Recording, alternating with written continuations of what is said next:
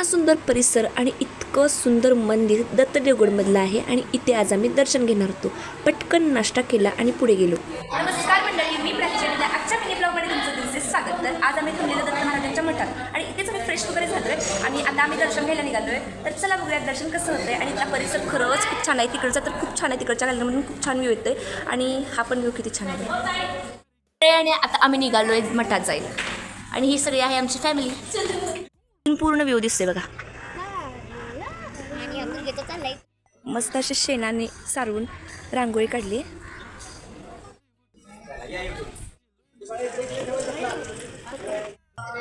तर गाईज आत्ताच आमचं सगळं दर्शन घेऊन झालेलं आहे आणि आता इथं आम्ही निवांत जरा थांबलोय. तर गाईज आत्ता आम्ही इथे नदीपाशी आलेलो आणि इथला मस्त असा व्ह्यू एन्जॉय केला आणि आता आम्ही निघालोय तिकडे मठाकडे बसायला. Let's go. खूप छान, म्हणजे छान वाटतं इथं येऊन. फक्त एकच हे आहे की जास्त ऊन आहे. ऊन असल्यामुळं पाय वगैरे पोळायला लागलेत आणि पण असू देत, चलेगा. कुष्ट पाणी केली, कुष्ट खूण. देवदर्शन आलंय ना, छान मस्त दर्शन झालंय.